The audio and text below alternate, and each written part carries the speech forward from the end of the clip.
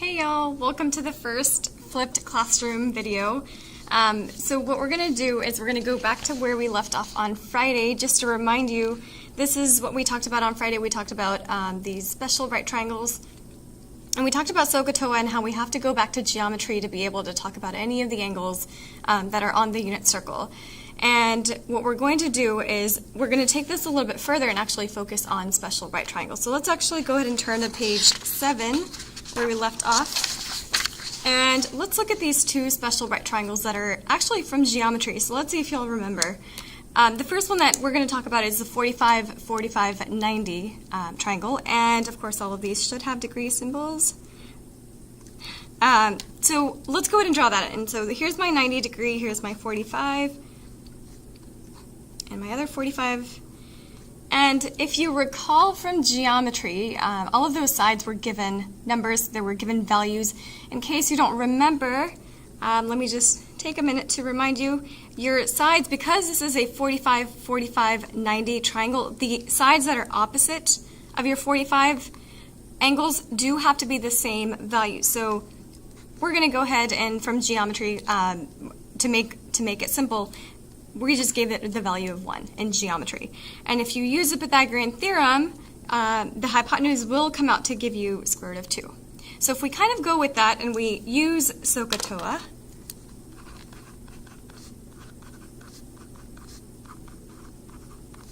then we are able to actually figure out what sine, cos, and tangent of 45 degrees are.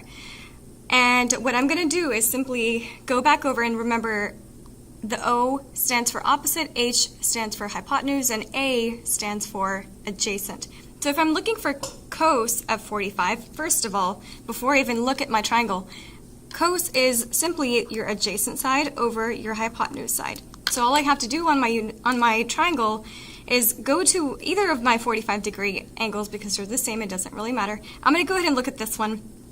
And my adjacent side is the one that's right next to it, and that's 1. The value of that is 1, so I'll go ahead and put that down. And the value of my hypotenuse is square root of 2. It's that simple. And the only thing we have to do a little bit further is we do have to mess with this fraction because the problem is the denominator. See that square root? We do have to get rid of it. We have to rationalize that fraction. So we're going to simply multiply top and bottom by that square root. So we'll go ahead and multiply by square root of 2. Square root of 2, whatever you do to the bottom, you have to do to the top. And we're going to go ahead and simplify that. So that's going to give you square root of 2 over 2. So your cos, the cos of 45 degrees is simply square root of 2 over 2 after it's being rationalized. Okay, moving on to sine. So sine, remember, is opposite over hypotenuse according to SOHCAHTOA. And just like we did for cos, I'm going to come over to my triangle and I'm going to look at my opposite side, which is 1 in this case, and hypotenuse. And luckily, because this is a 45, 45, 90 triangle, the sine and cosine are actually the same, and you'll see that in a minute. So again, I do have to rationalize because it ended up looking the same way. And once I rationalize, again, I get square root of 2 over 2. So the sine of 45 degrees is also square root of 2 over 2.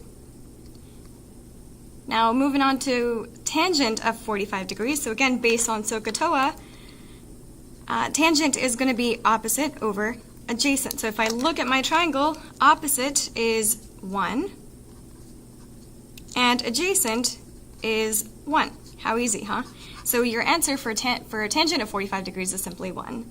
Another way you can do that also, we talked on Friday and we said that tangent is actually the same thing as sine of your angle over cos of your angle. And our angle in this case is 45 degrees. So another way you can solve for tangent in case you don't have a triangle in front of you is to simply take your sine value. Let me just kind of show you that off to the side. So you could take your sine value, which in this case is square root of 2 over 2, and put that over your cos value, which in this case, again, is the same thing. And once you simplify, square root of 2 over 2 times the reciprocal of the bottom, cancel, cancel, cancel, cancel, it leaves you with 1 that way as well. Okay, so there's our 45, 45, 90 degree angle. Now moving on to our 30, 60, 90 triangle. Let's go ahead and fill that triangle in. So here's my right angle, my 90 degrees. Here's my 30 degrees, and here's 60.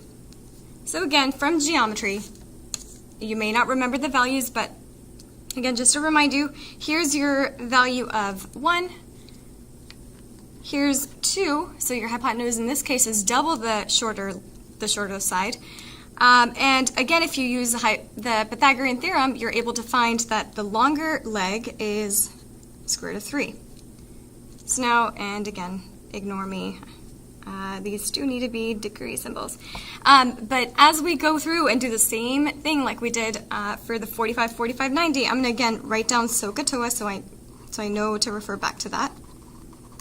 And let's just go ahead and get started. So cos of 30 degrees, again, so because now I have different angles, I'm going to have to really make sure I'm looking at the right angle to determine all of these things. So if I'm looking for cos of 30 degrees, I want adjacent over hypotenuse. So adjacent is the side that is next to that angle. So the adjacent side is square root of 3, and it's going to be over hypotenuse. Hypotenuse is simply 2. So there's cos of 30 degrees. Now, sine of 30 degrees will be opposite over hypotenuse. So opposite of 30 degrees is 1, and hypotenuse again is 2. There you go. And tangent of 30 degrees will be opposite over adjacent. So opposite, in this case, is 1, and adjacent is square root of 3.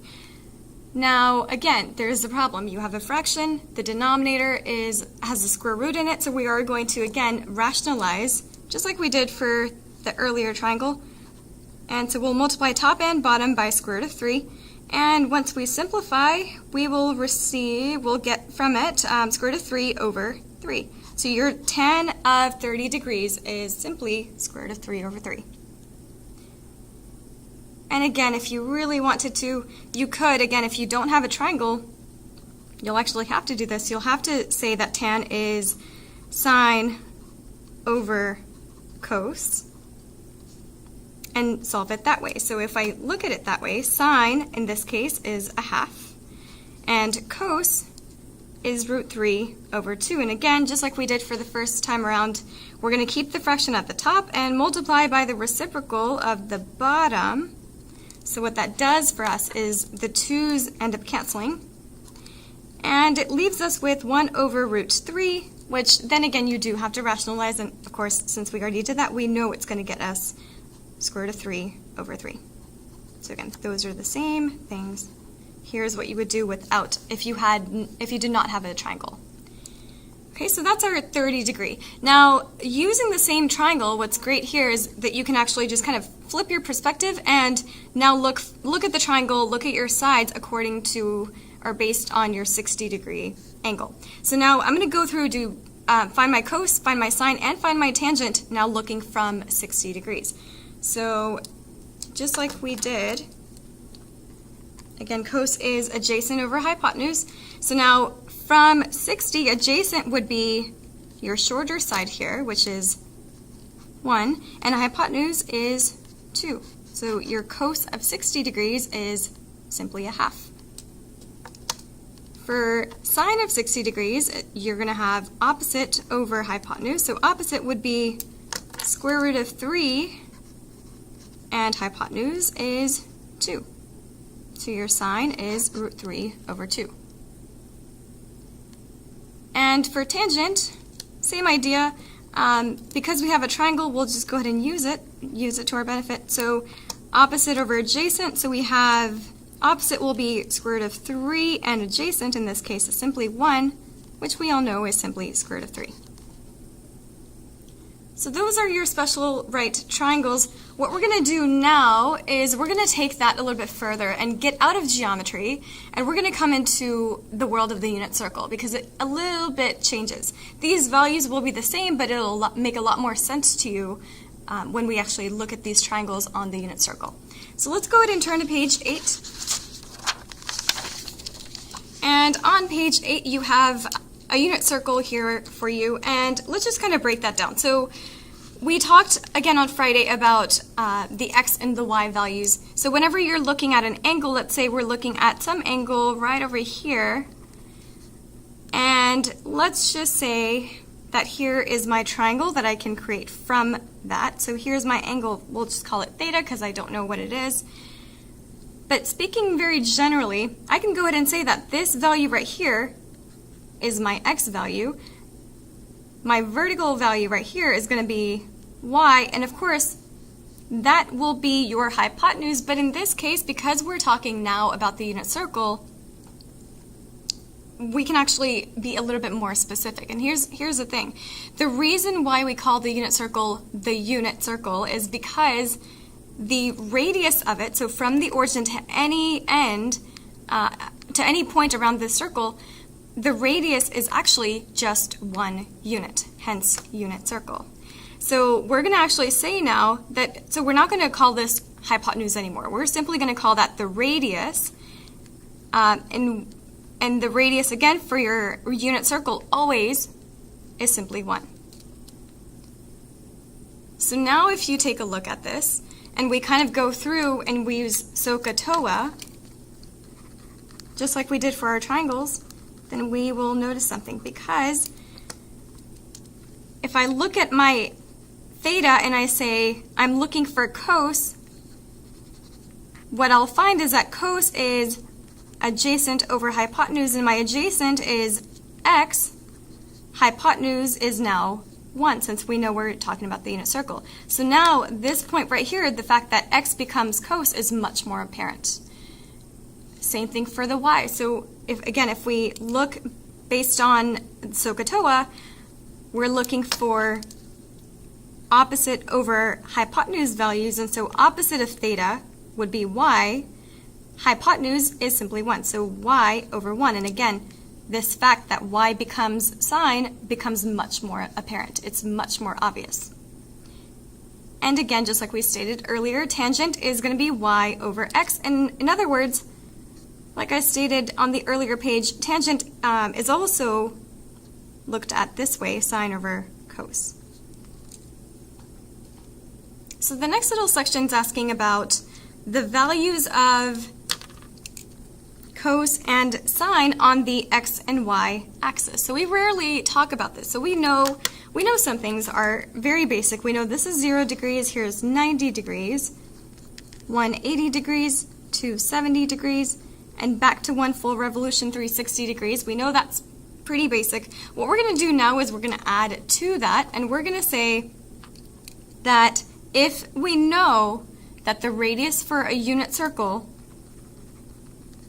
is 1, if we keep by that fact, then what that means is that from the origin to an end point anywhere on the unit circle is simply 1. That's the length. So in that case, if I try to look at this as a coordinate plane, and I say, okay, to go from the origin to this point right here, knowing that that length is 1, then I can say that this point is at 1, 0.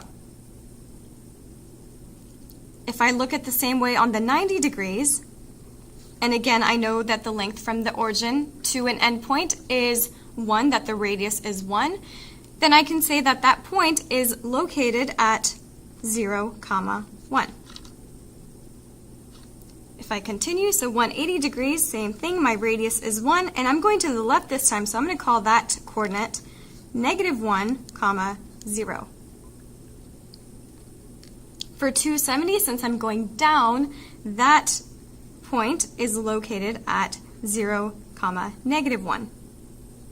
And of course, because 360 is located at the same location as 0, they actually share that point at 1, 0. So there are our coordinate points for our x and y axis. So now what we're going to do is we're going to look even closer at the special right triangles yet again, but now with the lens of from the unit circle. So we're going to kind of twist it a little bit, because what we talked about earlier is, and let me just kind of draw it here for you, But we talked earlier on the previous page that if we have a 45 degree angle, based on geometry, we said that this side is 1, this side is 1, and this side is square root of 2.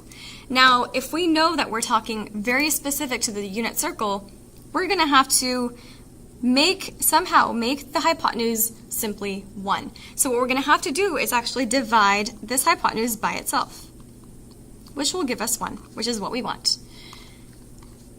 But whatever I do to one side, I have to do to the other. So I'm going to go ahead and divide by the square root of 2 here and here to give me my new values. And this will make a lot more sense in about 2 seconds. So if I go ahead and rationalize, I'm going to get square root of 2 over 2, and square root of 2 over 2. So now if I know that this is my 45 degree angle, and now if I ask you what's cos of 45 degree angles, or cos of pi over 4, or in other words, cos of 45 degrees, all we have to do, because now we know cos is simply asking for your x value, all you have to do is look at your x value and we're done. Square root of 2 over 2.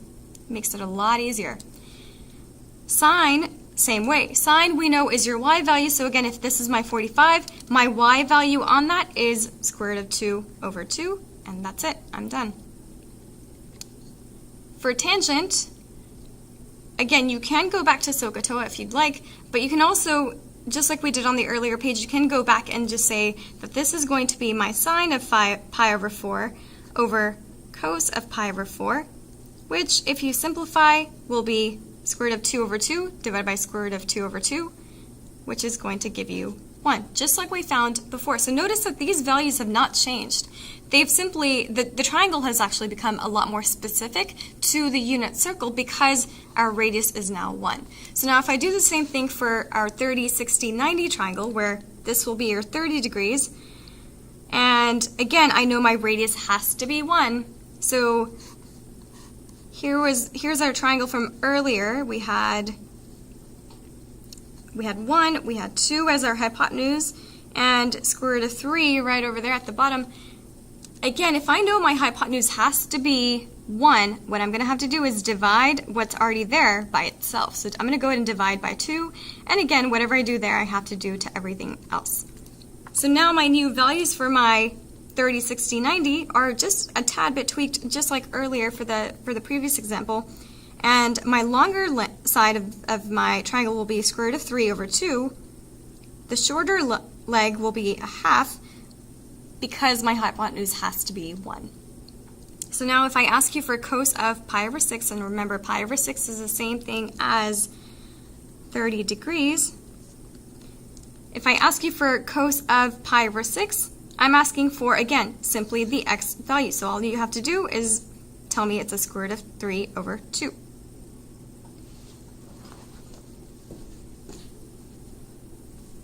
Oops, sorry about that. And for sine, again, we know sine is your y value, so we're simply going to look at the y value and write that down, and there you go, done. For tangent, again, remember this is sine of pi over 6 in this case over cos of pi over 6, and once you do that, let's see, we'll have sine is a half over square root of 3 over 2, and you want to keep the first fraction, multiply by the reciprocal of the second. 2's will cancel, you'll have to rationalize, but at the end you'll end up getting square root of 3 over 3, just like we did on the previous page. So again, notice that the values are the same, but now we're just being very specific, and we're saying for a unit circle to be a unit circle, the radius has to be 1. So what we're going to do now is we're going to turn over to our unit circle. So if you have your unit circle handy, go ahead and pull that out, and I'll show you how this translates on your unit circle. And while you're at it, go ahead and grab a different colored pen as well. Try to use a color that you haven't used yet on your unit circle on your plate. So I'm going to go ahead and grab my pen, and notice, like I told y'all last week too, we actually created these vertical lines to represent the families, but also to show that there are within here your special right triangle. So that one right there that I just outlined, that's your 45, 45, 90 degree angle. And if I take a look at that, we actually know what our X and Y coordinates are. We just wrote them down. So I'm simply going to reiterate that. And I'm going to say that I know my X value is root 2 over 2, and my Y value is also root 2 over 2. Just like we said for our special right triangles. Now here's the thing, and this is why your families are so important. Your pi over 4 family members are so important because they actually work the same way. So just like I keep saying, they behave the same way. So what I'm going to do is I'm going to jump over to the second quadrant and find a pi over 4 family member. And what I know is that this angle is actually the same distance away from the X and Y axis as the 45 degree, as a pi over 4 is. They're the same distances away. So what that means is that these numbers will be the same. The only thing that will change is now my sign. So this is where this comes in. Remember writing this down? So we're going to come in here and we're going to say, to go from the origin to this point up here, I would have to go to the left, so that's a negative root 2 over 2, and then I would go up, so that's a positive root 2 over 2. So everything in the second quadrant has a negative X, positive Y, and there you go. So now I'm going to do the same thing in the third quadrant now. So here's another pi over 4 family member, and again, everything will have this, or all of these pi over 4 family members have the same numbers, just the signs are different.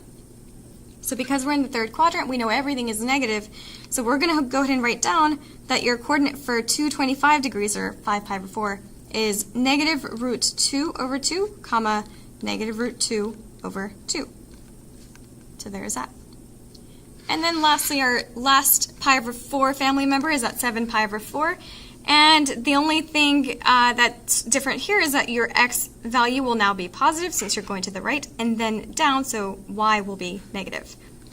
So we have positive square root of 2 over 2 and negative square root of 2 over 2. So there's your pi over 4 family members done.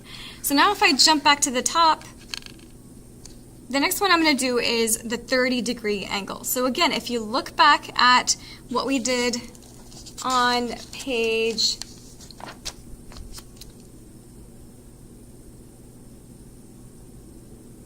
on page 8, actually, right over here, where we said that the radius is 1 and we listed out these values. We know for a 30 degree angle that the x value is root 3 over 2 and the y is a half.